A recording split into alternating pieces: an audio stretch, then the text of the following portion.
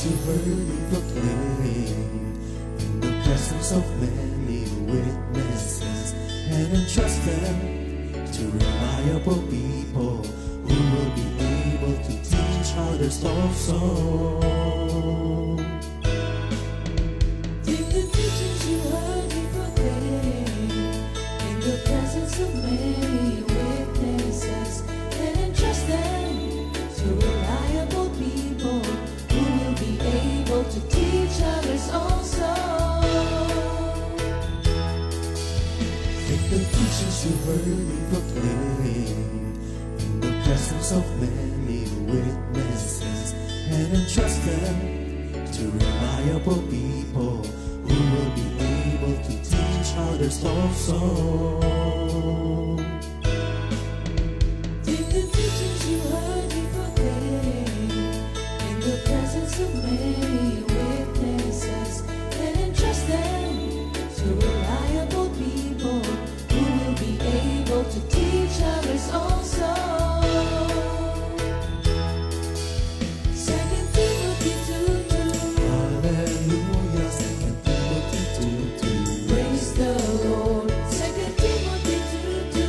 You and me, let us proclaim the gospel.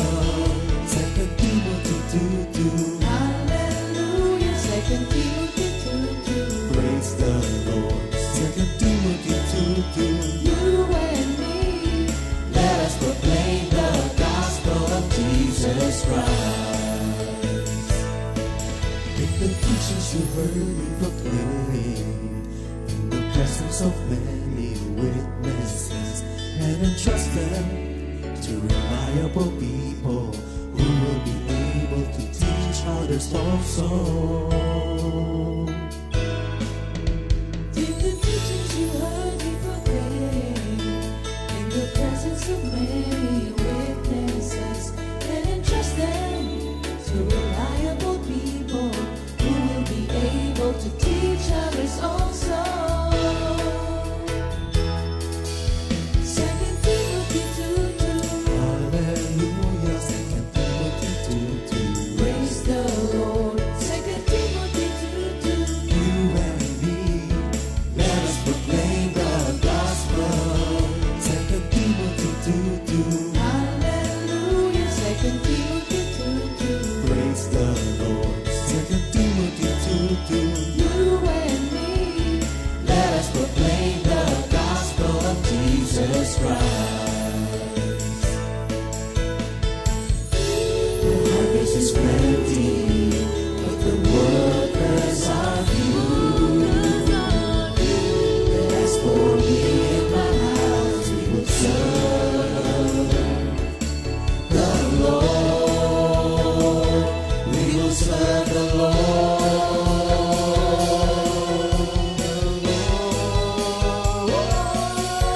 2 Timothy 2:2.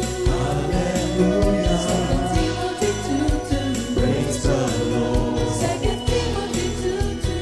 You and me, let us proclaim the gospel. 2 Timothy 2:2. Hallelujah. 2 Timothy 2:2. Praise the Lord. 2 Timothy 2:2. You and me, Let us proclaim the gospel of Jesus Christ. 2 Timothy 2:2. Hallelujah. 2 Timothy 2:2. Praise the Lord. 2 Timothy 2:2. You and me, let us proclaim the gospel. 2 Timothy 2:2. Hallelujah. 2 Timothy 2:2. Praise the Lord. 2 Timothy 2:2. You and me, let us proclaim, live up His name, delighting the Lord for His goodness. Let us proclaim, live up His name, delighting the Lord for His goodness. Let us proclaim, live up His name, delighting the Lord for His goodness. And He's God.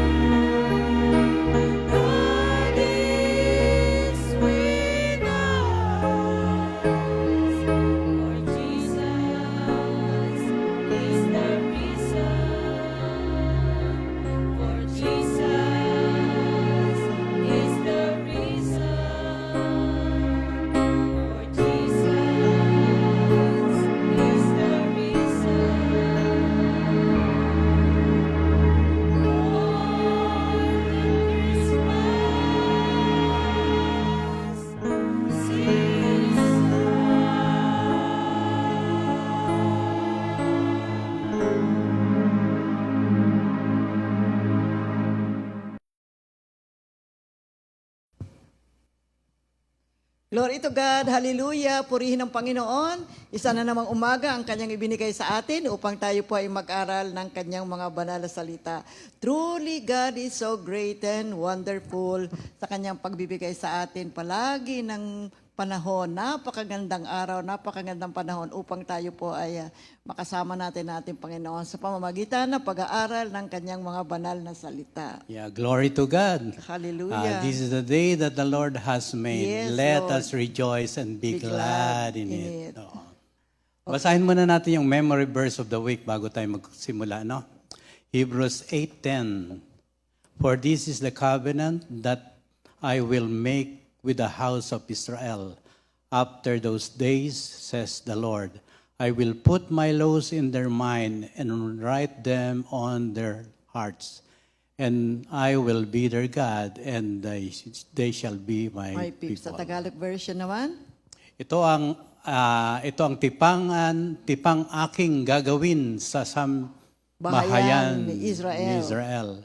Pagkatapos sa mga araw na iyon, sabi ng Panginoon, ilalagay ko ang aking mga kautusan sa kanilang pag-iisip at isusulat ko ang mga iyon sa kanilang mga puso.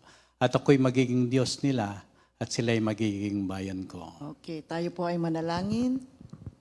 Diyos sa mga dakila, marami pong salamat sa lahat ng mga tinanggap naming biyaya sa linggong ito at sa susunod pang mga araw sapagkat ikaw na nagbibigay ng mga biyayang ito ay nakalulugod tanggapin sapagkat lahat na ito ay may papalang kaakibat. Amen. Kaya naman sa umagang ito, Lord, muli mangusap ka sa amin at tatalakayin namin ang isang napaka-importanting bagay tungkol sa Christmas season.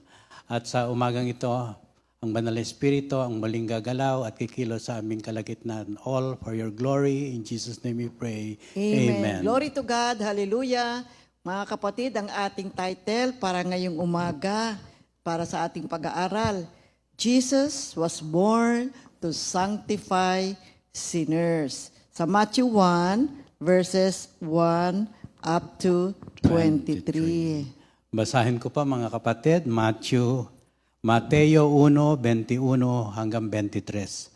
Magsisilang siya ng isang batang lalaki at Jesus ang ipapangalan mo sa sanggol sapagkat ililigtas niya ang kanyang bayan sa kanilang mga kasalanan. Nangyari nga ang lahat ng ito upang matupad ang sinabi ng Panginoon sa pamamagitan ng propeta.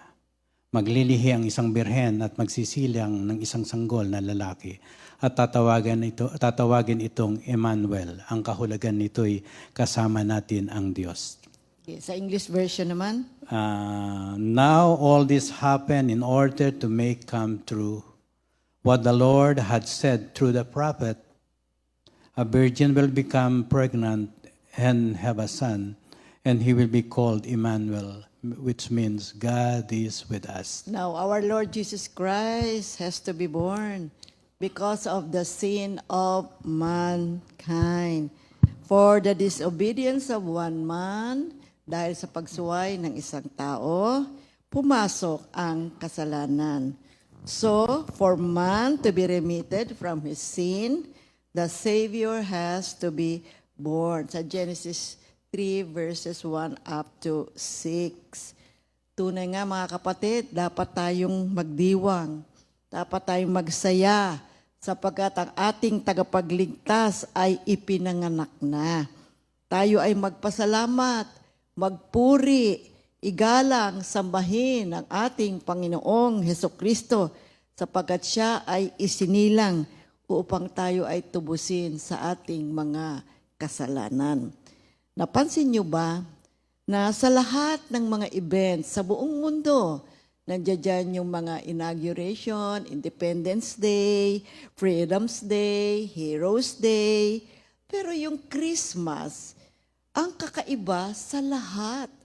Diba Christmas season, Christmas Day, sa lahat ng mga events, sa buong mundo, ito ang kakaiba. Pagkat ito ay pagsilang ng ating tagapagligtas. Marami ang mga tao, maski hindi sila Kristiyano, nakikiisa sa pagdiriwang ng kapanganakan ng ating Panginoong Heso Kristo. At napansin niyo ba mga kapatid, kakaiba ang damdamin ng mga tao kapag Pasko, sapagkat ito ay napakahalaga sa buhay ng mga tao. Kaligtasan ang dala ng ating Panginoong Heso Kristo. Siya ay isinilang sa mundo. Sapagkat sa Romans 3, verse 23, Everyone has sinned and is far away from the presence of God.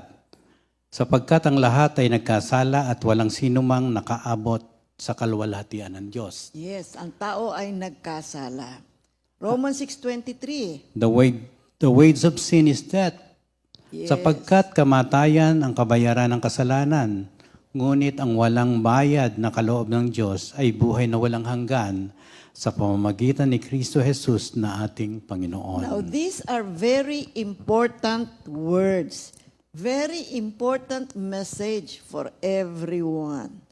Ang kasalanan ay isang mahalagang issue sa buhay ng tao. Hindi lamang ho natin namamalayan o hindi nabibigyan ng pansin ng maraming tao ang tungkol sa kasalanan at kaligtasan. Marami ang mga taong nakatuon sa pang-araw-araw nating buhay dito sa lupa. Mabuti naman yon. Ngunit hindi ba't higit na mabuti na bigyan din natin pansin ang buhay sa kabilang buhay? Because there is truly a life after death. May buhay sa kabilang buhay. Hindi lamang dito sa lupa ang buhay natin, mga kapatid. Maunawaan sana natin ang katotohanan ito. Na ito ay mahalaga na ating bigyang pansin sa buhay natin. Mahalaga ang kaalaman at paghanda para sa kabilang buhay. Malaman natin, maunawaan natin na maraming tao ang hindi pa nakakalubos na nakakaalam at nakakaunawa tungkol sa bagay na ito. At lalo tigit, hindi nila masyadong nabibigyan ng pansin ang dahilan ng pagsilang ng Panginoong Hesukristo. Marami kasi ang mga tao nakatuon lamang doon sa pagdiriwang, sa celebration ng kapanganakan ng ating Panginoon. Naway maunawaan ng maraming tao na ang ating Panginoon ay nagkatawang tao, namuhay sa lupa, at muling bumalik sa langit, at muling babalik dito sa lupa sa takdang panahon upang kunin at isama ang mga mananampalataya.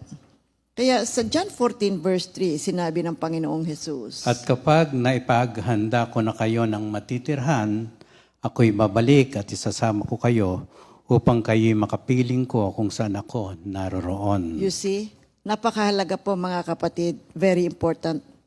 Napapansin nyo ba? Taon-taon malaking celebration yung Pasko. Bakit kayo nagsiselebrate? At bakit napakalaking celebration ang Pasko? Dito nga sa bansa natin, pag pumasok yung month na Ber, ala, ay tayo ay nag-iisip na ng tungkol sa Pasko. At sa totoo lang pasimula na yan ang paghahanda natin para sa celebration sa araw ng Pasko. Ano ang dahilan? At ito ay napakalaki at napakahalagang celebration. You know why? Sapagkat ito ay upang maliwanag at malakas na paalala sa buong mundo ang tungkol sa kaligtasang dala ng pagsilang ng ating Panginoong Hesukristo. Ang pagsasaya, pagbibigayan ng regalo, mga pagbati ng Merry Christmas, ang paghahanda ng pagkain, pagpaparty, togetherness, family reunions, pagde-decorate pa, di ba? Lahat tayo Most of us decorate our homes during Christmas season. Lahat po yan mga kapatid ay may ibig sabihin. They all have meanings regarding the birth of our Savior Jesus Christ. May we learn and may we understand the reason why our Lord was born. Kaya ating kilalanin, bigyan natin ng pansin, pagpapahalaga, igalang natin ang plano ng Diyos para sa sanlibutan. Na sa pamamagitan ng Panginoong Hesukristo, tayo ay may kaligtasan. Kaya sa Acts 4:12, Sa Kanya lamang matatagpuan ang kaligtasan, sapagkat walang ibang pangalan sa buong daigdig na ibinigay ng Diyos sa mga tao upang tayo ay maligtas. Okay. Bakit kailangang ipanganak ang Panginoong Heso Kristo? Oo. Bakit nga ba? Meron ba siyang mission? Is he on a mission? Yes. Tingnan natin mga kapatid. Unang-una, Unang-una ay to forgive us to cleanse us from and our to sins. cleanse us from our sin. Sapagkat siya ang perpektong sakripisyo. Si Heso Kristo ay kailangang ipanganak upang alisin ang mga kasalanan ng mga tao sa pamagitan ng isang sakdal na hain, mga kapatid. Mahalagang maunawaan natin na hindi pinahintulutan ng Diyos ang mga hayop bilang paraan ng pagbabayad sala sa mga kasalanan ng tao. Ngunit upang bigyan daan natin na pahalagahan ang katotohanan na para tayo ay maligtas mula sa mga kasalanan, kailangan ng isang sakripisyo. Amen.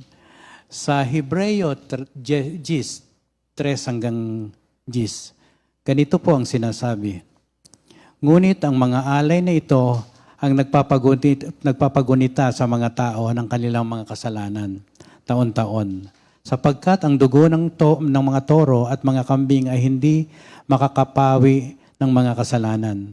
Dahil diyan, nang si Kristo'y naparito sa daigdig, sinabi niya sa Diyos, ang mga pang-alay, pati mga handog at mga hayop na handang sunugin, hindi mo ibig sa dambana dalhin. Hindi mo kinalugdan ang mga handog na sinusunog at mga handog upang pawiin ang kasalanan. Kaya't hinihanda mo ang aking katawan upang maging handog. Kaya't sinabi ko, ako'y narito, O Diyos, upang sundin ang iyong kalooban, ayon sa sinasabi ng kasulatan tungkol sa akin. Sinabi muna niya, hindi mo ninais o kinalugdan ang mga alay at handog na hayop, mga handog na susunugin, at mga handog dahil sa kasalanan, kahit ito'y inihahandog ayon sa kautusan. Sa kaniya idinugtong, ako'y narito upang sundin ang iyong kalooban. Sa ganitong paraan, inalis nga ng Diyos ang unang handog at pinalitan ng handog ni Kristo. Sa 10, at dahil sinunod niya ang kalooban ng Diyos, tayo ay ginawang banal ni Heso Kristo sa pamagitan ng minsanang paghahandog ng kanyang sarili, at iyon ay sapat na. Og take note of the phrase, tayo ay ginawang banal ni Heso Kristo sa pamamagitan ng minsanang paghahandog ng kanyang sarili, at iyon ay sapat na. Ngunit, bakit hindi na tayo naghahandog ng hain ng mga hayop ngayon? Why do we no longer offer animal sacrifices today? Animal sacrifices have ended. Tapos na. Dahil hinandog na ng Panginoong Heso Kristo ang kanyang sarili. Siya ang pinakahuli at perpektong sacrifice. Natapos na ang paghahain ng mga hayop. Every sin, my dear people of God, that we commit is an infinite crime. And an infinite crime requires an infinite payment. And Jesus Christ, our Lord Jesus Christ, is the only one who can fit in as that infinite payment, because our God is a perfect God, an infinite being. Because He is perfect, ang ating Panginoon, He committed no sin, kaya mga kapatid, siya lamang ang tanging pwedeng kabayaran para sa ating mga kasalanan. Brothers and sisters, I encourage you to read Hebrews 10. Study on it, meditate on it. Makikita po ninyo ang banal na layunin ng pagsilang ng ating Panginoon, ang kanyang mission, ang kanyang sakripisyo at kamatayan para sa ating kapatawaran ng mga kasalanan. Ang layunin ng Diyos sa pagsilang ng Panginoong Hesus ay naglalaman ng nakaplanong kamatayan ni Hesus Kristo. Ipinanganak si Lord Jesus upang mamatay sa kapatawaran ng ating kasalanan. Jesus was born to die for the forgiveness of our sins. Nakapaloob ito sa plano ng ating Panginoong Diyos.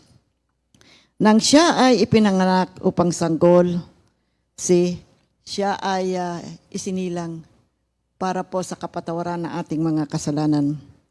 Siya ay dumating bilang isang sanggol, lumaki, naging adult, tao, upang malaman natin, maunawaan natin na nararanasan at alam ng Panginoong Hesukristo kung ano din ang ating damdamin.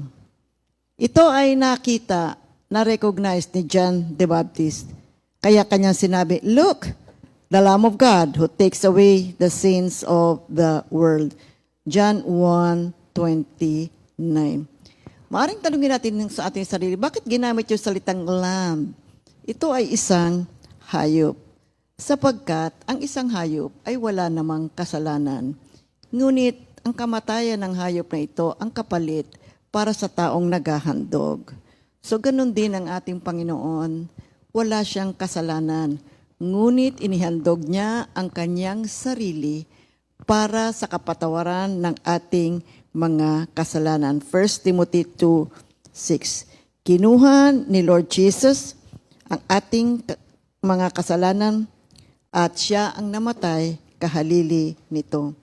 Kaya sinasabi din sa 2 Corinthians 5:21, si Jesus ay walang kasalanan at ginawang kasalanan para sa atin upang tayo ay maging katwiran ng Diyos.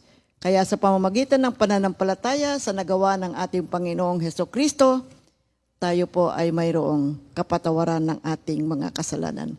Ang paghandog ng hayop ay iniutos ng Diyos upang ang individual ay makaranas ng kapatawaran ng kasalanan. Ang hayop ang nagsilbing kapalit. Ang hayop ay namatay bilang kapalit ng kasalanan, ngunit pansamantala lamang. Kaya naman, ang mga hain ay kailangang paulit-ulit na ihandog. Huminto na ang paghandog ng mga hayop, sapagkat naririto na ang handog ng ating Panginoong Hesukristo. Siya ang naging sakripisyong kapalit once and for all. Hebrews 7:27. At ngayon, siya ngayon ang ating tagapamagitan sa ating Panginoong Diyos.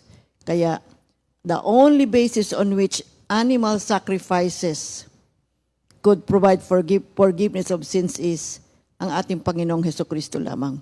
Siya lamang ang tanging pwedeng maghain ng kanyang sarili.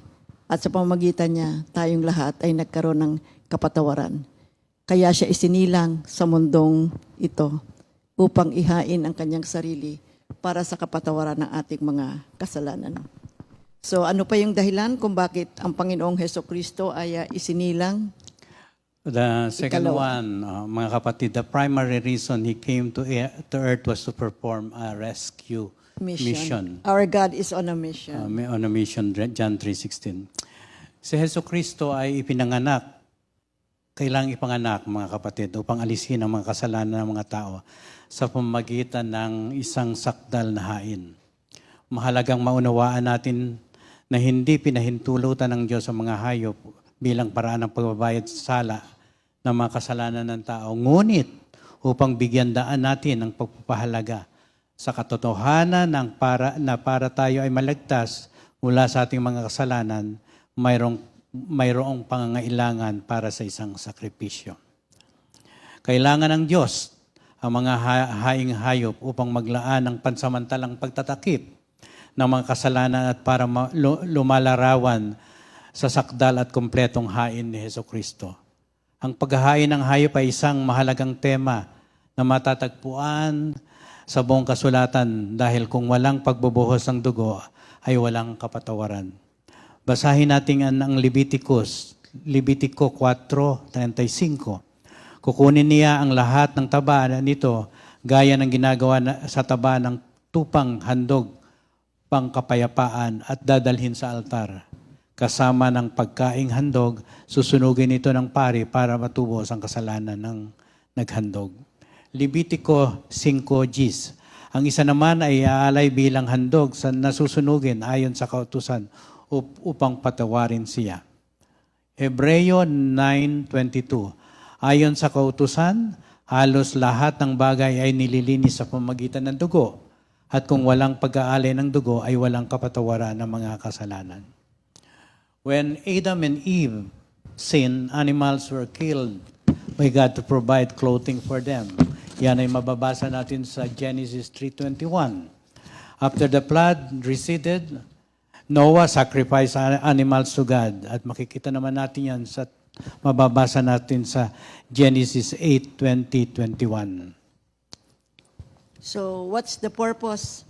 So, anong dahilan? Bakit pinanganak at dumating ang Panginoong Jesus sa ating mundo? Ikatlo, to be the atoning Savior of mankind. Kaya dumating ang ating Panginoong Jesucristo first and foremost as the atoning Savior who died for all that we might find peace in this world and have eternal life in this world to come. At isa pang dahilan ay upang maging example, very good example para sa lahat ng tao na tayo ay kailangang magkaroon ng isang bagong buhay na nakaugnay sa ating Panginoong Jesucristo. Ang buhay ng ating Panginoon ang mabuting pamantayan natin sa pang-araw-araw nating buhay. Kaya yung 1 Corinthians 1:30, sa Kanya nagmula ang buhay na taglay ninyo dahil sa pakikipag-isa ninyo kay Kristo Jesus na Siyang ginawang karunungan natin. Sa pamamagitan din niya, tayo itinuring na matuwid, ginawang banal at iniligtas ng Diyos. So Jesus did not come to call the righteous people, but rather sinful people. Just as healthy people do not typically seek a doctor, kaya ini-explain sa atin ng ating Panginoong Jesucristo, siya ay may mission as a friend of sinners to save the lost. At ikaapat, Jesus said to be born for God to redeem mankind. You know, ang kasalanan requires a redeemer because the wage of sin is death. Ang katapat talaga ng kasalanan ay kamatayan. Redemption means the action of saving or being saved from sin, saved from error or evil. Now, it's the action of regaining or gaining possession of something in exchange for payment or clearing debt. Kaya, nangangailangan ng isang manunubos dahil sa kabayaran ng kasalanan ay kamatayan. Kaya mahalaga mga kapatid, bigyan natin pansin ang kasalanan ha. Huwag lang basta pinababayaan at hindi natin ito pinapansin. Ito po isang mahalagang bagay, mahalagang issue sa buhay ng lahat ng tao. Redeemer means rescuer, deliverer, savior. You see, in the book of Isaiah, ang Diyos ay tinawag na Redeemer of Israel because as God redeems His people from captivity, see, it shows also that redemption also involves moving on to something greater. So what does it mean? We are redeemed from death to life. Inililigtas tayo ng ating Panginoon. Nire-rescue tayo from darkness to light, from error to truth, from sin to salvation. So anong ginawa ng Panginoong Jesucristo sa ating kasalanan? Yeah, ang panglima mga kapatid, Jesus removed our sin. Inalis ng Inalis, Diyos. oo. Pinatawad tayo, nilinis tayo. Christ's death removes, expiates, naglilinis sa ating kasalanan at pagkakasala. Sapagkat kapag tayo makasalanan, nandoon yung guilt lagi na hindi tayo mapalagay, no? Sapagkat mayroon tayong mga kasalanang nagagawa. Ang pagkakasala, the guilt of our sin was taken away from us and placed on Christ, who discharged it by His death. Thus, in John 1:29, John the Baptist calls Jesus the Lamb of God who takes away the sin of the world. Jesus takes away, that is, expiates our sin, mga kapatid. Inililinis tayo sa ating mga kasalanan. Kaya, what did Jesus say about sinners? Jesus said in Matthew 9:13, I have not come to call the righteous but sinners. For Jesus calling sinners didn't mean standing at a distance. Oh, hindi siya basta tatayo. Hoy, halik kayo, magbago kayo. Oo. Hoy, mali ang iyong ginagawa. Oo, yun. Okay, halik kayo. Pumunta Itigil kayo mo yan at pumunta sumama ka kayo rito. dito sa akin. Okay, alam nyo, ang galing nga ng ating Panginoon, ano? Ang ating Panginoong Jesucristo ay lumapit. Lumapit. Dumating siya dito para tayo po ay maligtas. Para tayo magkaroon ng bagong buhay. Kaya sabi niya di sa Isaiah 55 verses 1 up to 3. Sinabi ni Yahweh, narito ang tubig. Kayong mga nauuhaw, ang mga walang salapi ay lumapit din dito. Bumili kayo ng pagkain at ito'y kainin ninyo. Bumili kayo ng alak at gatas kahit walang salaping pambayad. Bumili kayo ng pagkain at ito'y kainin ninyo. Bumili kayo ng alak at gatas kahit walang salaping pambayad. Bakit gumugugol kayo ng salapi sa mga bagay na hindi nakabubusog? Bakit ninyo inuubos ang perang kinita sa bagay na hindi nagbibigay ng kasiyahan? Makinig kayong mabuti sa akin at sundin ang utos ko. At matitikman ninyo ang pinakamasarap na pagkain. Makinig kayo at lumapit sa akin. Sundin niyo ako at magkakaroon kayo ng buhay. Isang walang hanggang kasunduan ang gagawin natin. Pagtitibayin ko ang aking walang hanggang pag-ibig kay David. Oo nga, sinasabi sa atin ng Biblia, there are still many sheep that are outside the pen. Kaya alam nyo ba yung Christmas, it's an invitation to come to Jesus Christ. Kaya napansin nyo ba, every year, malaking celebration ang Pasko. You see, Christmas is an important event and everybody is looking forward to it. Because Christmas reminds us, our Savior was born. So bakit nga ba isinilang si Kristo? Jesus had to be born to provide us promised seed of Abraham. Amen. Galatia 3:17 saka 28. Okay, pakibasa. Ito ang ibig kong sabihin, pinagtibay ng Diyos ang isang kasunduan at ipinangako niyang tutuparin ito. Sa 29, at kung kayo'y kay Kristo, kayo mga anak ni Abraham at tagapagmana ng mga pangako ng Diyos. Sa Genesis 3:15, kayo ng babaeng aking pag-aawayin. Binhimot binhi niya'y lagi kong paglalabanin. Ang binhi niya ang dudurog sa iyong ulo at sa sakong niya'y ikaw ang tutuklaw. Okay, another reason bakit pinanganak ang ating Panginoon. Pagkat nais ng Diyos na i-reveal sa ating lahat ang kanyang character. Si John 3:16, embodied in God's character is love. Ang Diyos ay pag-ibig. At kanyang ipinakita, dinemonstrate ng Diyos ang kanyang pag-ibig, ang kanyang agape love by giving to us His only begotten Son. Romans 5:8-11. Romans 5:8-11. Ngunit pinatunayan ng Diyos ang kanyang pag-ibig sa atin nang mamatay si Kristo para sa atin. Nung tayo makasalanan pa, yamang sa pamagitan ng kanyang dugo, tayo ngayon ay napawalang sala, lalong tiyak na maliligtas tayo sa poot ng Diyos. Dati tayo mga kaaway ng Diyos, ngunit tinanggap na niya tayo bilang mga kaibigan sa pamamagitan ng pagkamatay ng kanyang anak. At dahil dito, tiyak na maliligtas tayo sapagkat si Kristo ay buhay.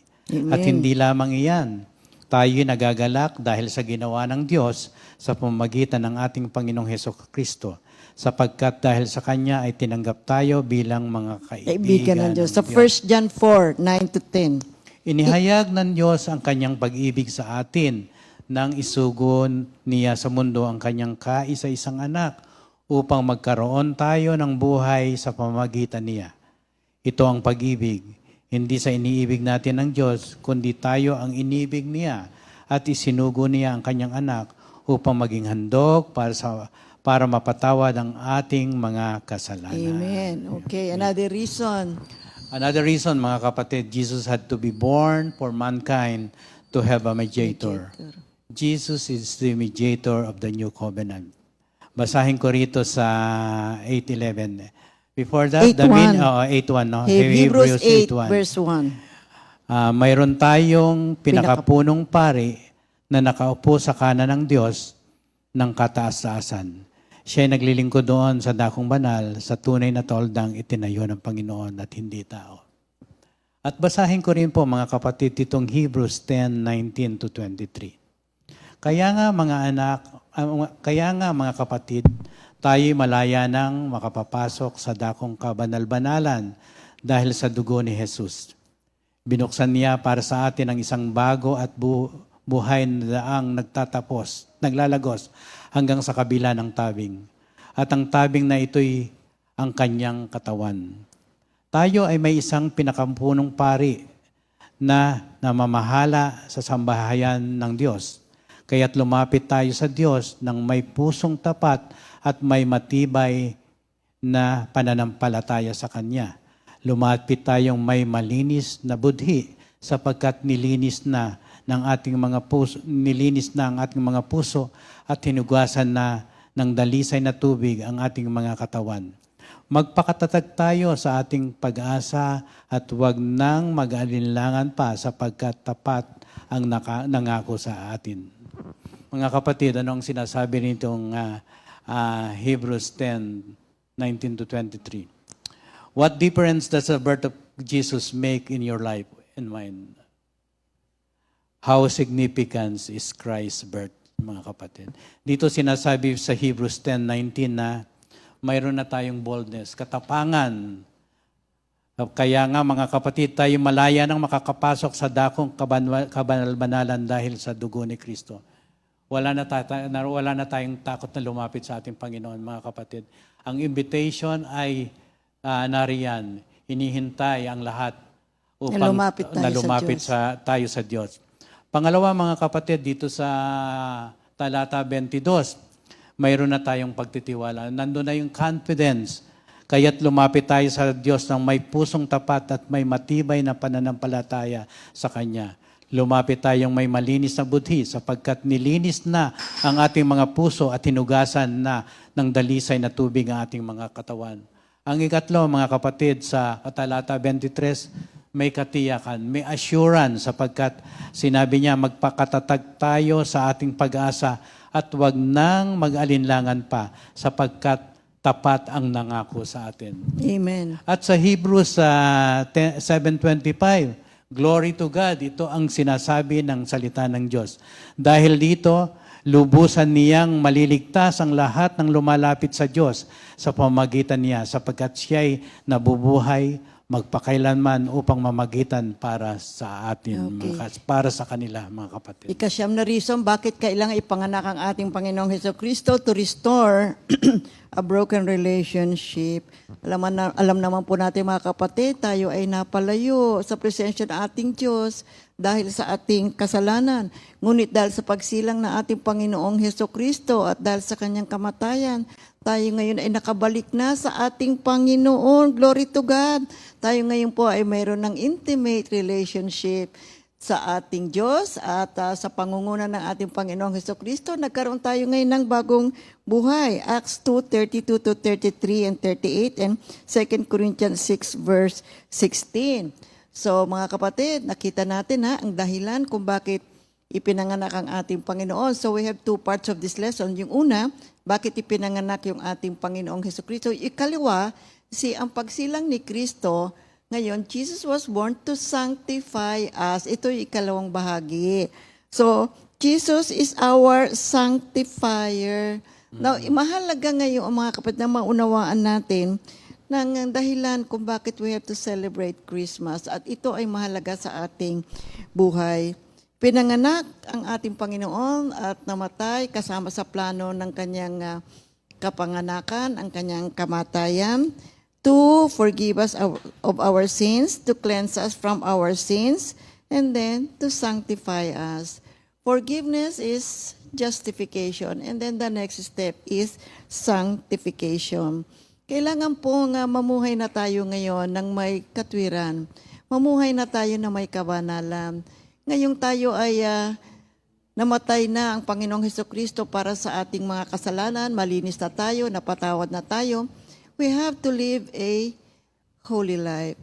We are now in the process of sanctification. Kailangan po na ingatan na natin ngayon ang ating buhay. Kaya ngayon, 2 Corinthians 5:21, God made Him who had no sin to be sin for us, so that in Him we might become the righteousness of God. So how does Jesus sanctify us? So, papaano ang ginawa ng ating Panginoon? Unang-una, namatay siya sa krus. He removed our sins.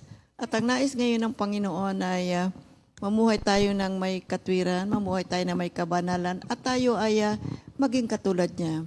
That we may become like our Lord Jesus Christ in thoughts, in words, and in deeds. Hebrews 10:10 tells us that as followers of Christ, we have been sanctified through the offering of the body of our Lord Jesus Christ once and for all.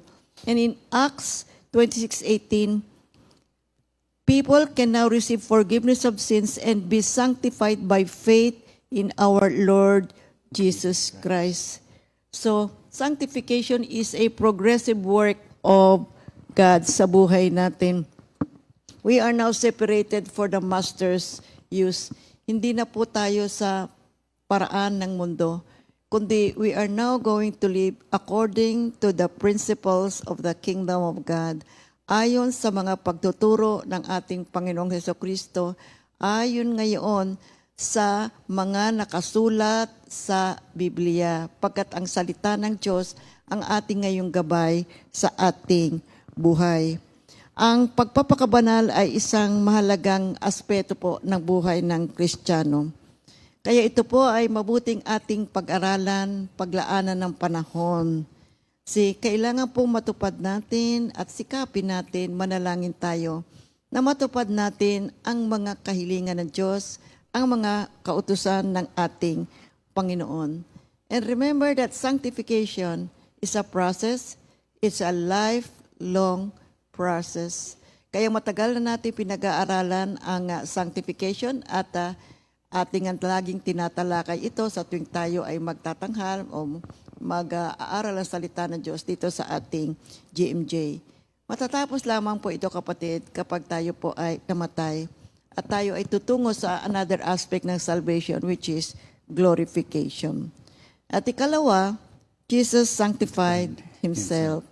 Sa John 17:19, at alang-alang sa kanila, itinalaga ko ang aking sarili para sa iyo upang maitalaga rin sila sa katotohanan. Take note, dito sa NIV, for them I sanctify myself, that they too may be truly sanctified. Sa English Standard Version, for them I sanctify myself, that they too may be truly sanctified. King James Version, and for their sakes I sanctify myself, that they too may be sanctified through the truth. So, ang ating Panginoong Hesukristo, sinet apart niya ang kanyang sarili as a whole burnt offering through the Spirit to the Father, that we might belong wholly and only to God and in Him. Kaya ito ang nagawa ng dugo ng ating Panginoong Hesukristo sa Hebrews 9:14. Na sa pamamagitan ng walang hanggang banal na Espiritu, inalay niya sa Diyos ang kanyang sarili bilang handog na walang kapintasan. Kaya ang kanyang dugo ang siyang lumilinis sa ating mga budhi, sa ating mga kasalanan. You see? Kaya kailangan po at mabuti na tayo ay maglingkod at mamuhay ayon sa mga panuntunan ng ating Panginoon.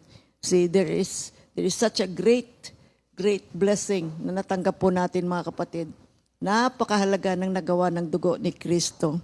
Sa pamamagitan ng kanyang kamatayan, tayo po ay na-sanctify, napatawad sa ating mga kasalanan.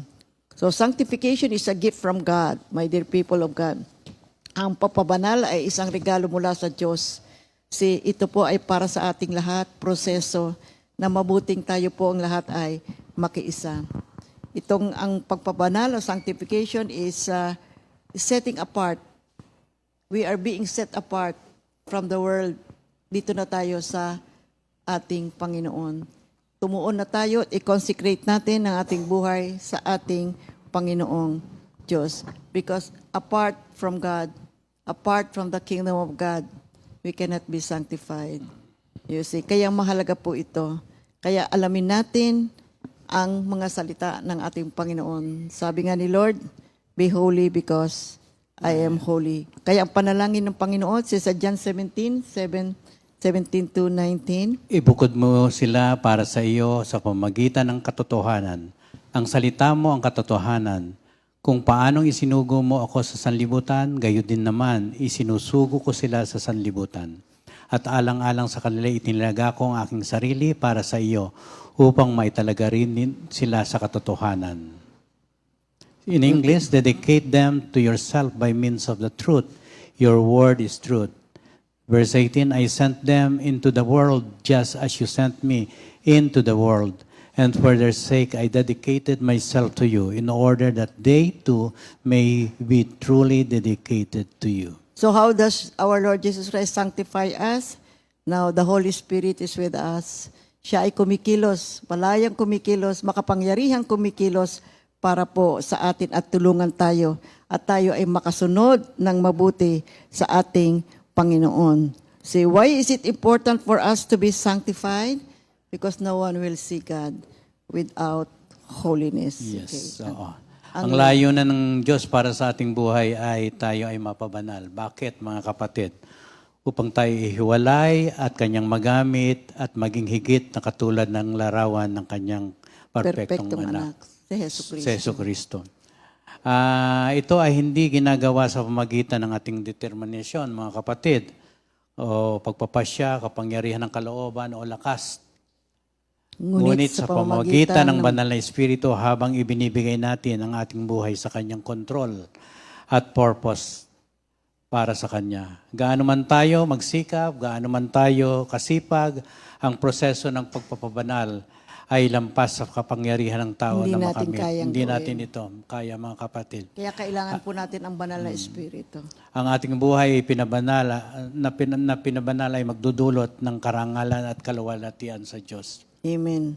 And how do we cooperate with the sanctifying work of Jesus? Unang-una, mga kapatid, love the Lord your God with all your heart, with all your soul, with all your might, with all your strength. Mateo 22:37, sumagot si Jesus, ibigin mo ang Panginoon mong Diyos ng buong puso mo, buong kaluluwa mo at buong pag-iisip mo. Ito ang pinakamahalagang utos. Ito naman ang pangalawa, ibigin mo ang iyong kapwa gaya ng pag-ibig mo sa iyong sarili. Therefore, we must cooperate with God to enjoy Jesus Christ and consecrate ourselves to Jesus to bring us to the kingdom of God. Romans 5:21, kaya nga kung paanong naghari ang kasalanan sa pamagitan ng kamatayan, gayon din naman maghahari ang kagandahang loob ng Diyos sa pamagitan ng pagpapawalang sala. Ito'y magdudulot ng buhay na walang hanggan sa pamagitan ng ating Panginoong Heso Kristo. Ang ikatlo, mga kapatid, ikalawa, mga kapatid, magbasa, mag-aaral, meditate, and of course, obey the Word of God. Ito, Joshua 1:7-8. Basta't magpakatatag ka at lakasan mo ang iyong loob, sundin mo mabuti ang buong kautusan ibinigay sa iyo ni Moses. Huwag kang susuway sa anumang nakasaad doon at magtatagumpay ka saan ka man magpunta. Huwag mong kaliligtaang basahin ang aklat ng kautusan. Pagbulay-bulayin mo iyon araw at gabi upang matupad mo ang lahat ng nakasa doon. Sa ganon, magiging masagana at matagumpay ang iyong pamumuhay. Amen. How do we cooperate to the sanctifying work of our Lord Jesus Christ? See, let us sanctify our works by dedicating our works to God. So it means, manalangin tayo mga kapatid, ano man ang ginagawa natin, ialay natin sa ating Panginoon. At kung ano man ang ating kailangan, manalangin tayo sa Diyos. Hingin natin ang tulong ng ating Panginoon. You see, we can cooperate, see, in the sanctifying work of God. Dedicate, ano man ang ginagawa natin, dedicate po natin sa ating Panginoon para i-bless po tayo ng Diyos sa lahat ng ating ginagawa. Kaya yung 1 Corinthians 10:31, kaya nga, kung kayo kumakain, o umiinom, o anuman ang ginagawa ninyo, gawin ninyo ang lahat sa ikararangal ng Diyos. Whatever you do, whether you eat or drink, do it all for the glory of God. Ikaapat, live holy lives. Maring sabi niyo sa akin, ang hirap naman niya, Sister Remy. Manalangin tayo mga kapatid. Hindi naman ho yan iutos ng Diyos kung hindi doable eh. Kaya nga binigay sa atin ng banal na Espiritu. Mahalaga po ang banal na Espiritu sa buhay natin mga kapatid 1 Peter 1:15-16. But as he who called you is holy, you also be holy in all your conduct. Since it is written, you shall be holy for I am holy. Ikalimang paraan, live as obedient children of God. You see?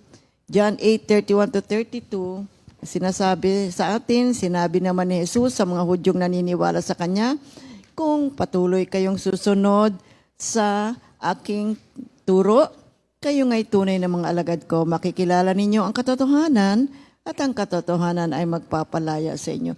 Napakahalaga po ng truth, mga kapatid, sa buhay natin. Ang katotohanan talaga, pag alam natin, makalalaya tayo. We shall be free people. Kaani, mahalaga, pray at all times. Prayer is the way to build a relationship with God. Kaya Ephesians 6:18, pray at all times in the Spirit, with all prayer and supplication, stay alert with all perseverance and intercession for all saints. Alam niyo, marami po ito, mga kapatid. Ito lang ay ilan lamang sa mga inilagay natin. Dedicate our whole lives to God. We are now in the sanctification process of our lives. Talk to God, pray to God, communicate with God, obey the Lord, study the Word of God. Si mga kapatid, tunay pong dakila ang Diyos. Mahal tayong lahat ng ating Panginoon. At ang nais niya, tayo po ay marating natin ang pinangakong buhay na walang hanggan pagdating ng Panginoon. Yeah. In conclusion, mga kapatid, basahin ko yung 2 Corinthians 3:17. Now the Lord is that Spirit, and where the Spirit of the Lord is, there is liberty. In Amen. other words, mga kapatid, Christmas means Jesus is the liberator. And Jesus breaks the power of sin. Yan. Jesus is our sanctifier. Yes. Oo. He was born to sanctify yes, us, my dear people of God. Number 2, mga kapatid, Jesus frees us from the strongholds of evil. Amen. Yan ang katotohanan, mga kapatid. Wala nang control sa atin ng kaaway. Mayroon ng tayong kapangyarihan sa pamagitan ng mga salita ng Diyos at ang Espiritu na nasa atin, mga kapatid. Amen. Number 3, Jesus saves us from present destruction and future punishment, mga kapatid. Yan ang katotohanan. Kaya nga, Jesus is the reason. Because of Jesus, life becomes eternal. Amen. Because of Christmas, life becomes eternal. Amen. And pang-apat, mga kapatid, Jesus pours out His Spirit and gives power for living. Yeah. Makakamamuhay na tayo ng may katatagan, malinis na pamumuhay, nasa katotohanan at wala nang pamamaraan ng kaaway upang bigyan pa tayo ng kamalian sapagkat narito na ang Diyos sa atin. Ang banal na Espiritu na sa atin na at ang Diyos ang siyang nagsimula at tatapusin niya ito sa pamagitan ng katuparan ng Diyos Ama para sa atin lahat. Na tayo'y mapatawad, mabigyan ng kahalagahan ng buhay na binigay sa atin. All for His glory, mga kapatid. Amen. Purihin ang Panginoon, mga kapatid. 12 days to Christmas. Purihin, malapit na po ang ating Pasko na hinihintay po nating lahat. At batiin natin ang mga may birthday ngayong araw na ito. Sister Ofi Carreon, Brother Carlo Hilardino, Sister Nicole Besite, Brother Moises Abanilla, at happy anniversary, Brother Hiner, and Sister Chit Riosa. Glory to God. Happy birthday at happy anniversary sa inyong lahat.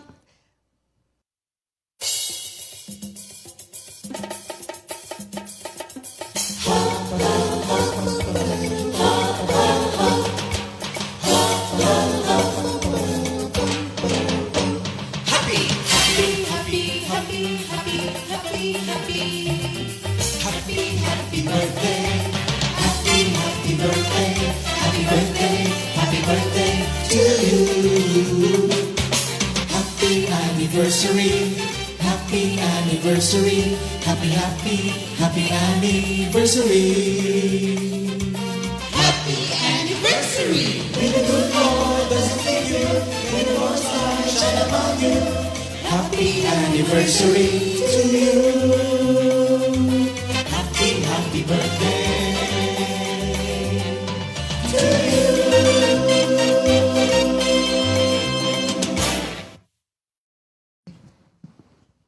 Purihin ng Panginoon. Glory to God. Hallelujah. Para po sa ating repeat new song of the week. Pag-ibig niya'y sa iyo'y di nagbabago. Composed by Minister Ed Galletes. Thank you, Lord. God bless everyone. God Merry bless Christmas. everyone, mga kapatid. Merry Christmas.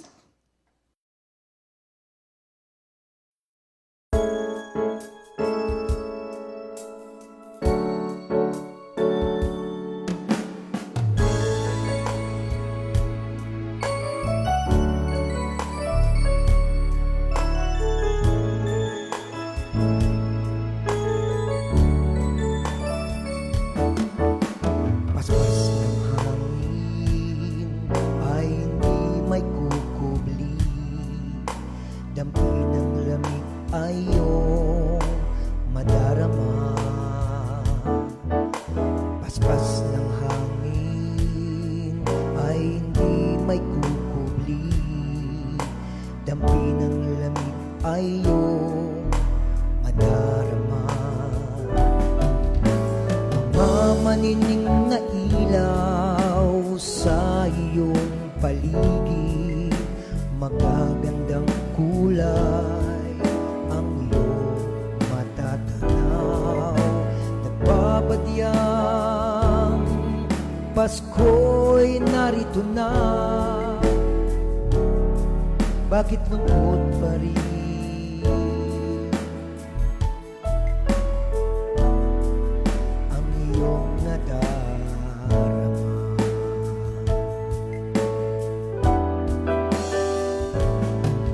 May luha man sa puso mo, si Jesus nandyan pa rin.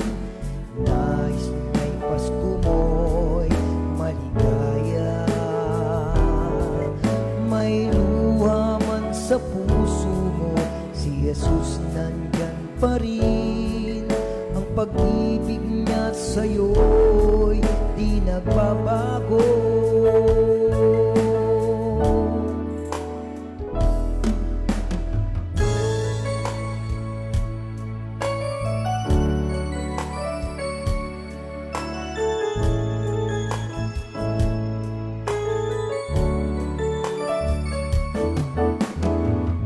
Paspas ng hangin ay di may kukuli. Dampi ng lamig ay iyong madarama. Paspas ng hangin ay di may kukuli. Dampi ng lamig ay iyong madarama. Mga maningning na ilaw sa iyong paligid, magagandang kulay ang iyong matatanaw. Nagbabadyang Pasko'y narito na, bakit lungkot pa rin ang iyong nadarama?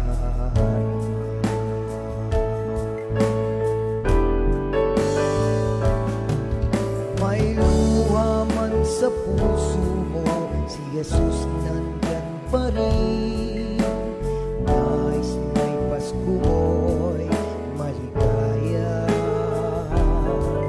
May luha man sa puso mo, si Jesus nandyan pa rin. Ang pag-ibig niya sa'yo'y di nagbabago. May luha man sa puso mo, si Jesus nandyan pa rin. Nais niya'y Pasko mo'y maligaya. May luha man sa puso mo, si Jesus nandyan pa rin. Ang pag-ibig niya sa'yo'y di nagbabago. May luha man sa puso mo, si Jesus nandyan pa rin. Nais niya'y Pasko mo'y maligaya. May luha man sa puso mo, si Jesus nandyan pa rin. Ang pag-ibig niya sa'yo'y di nagbabago. Ang pag-ibig niya sa'yo'y di nagbabago. Ang pag-ibig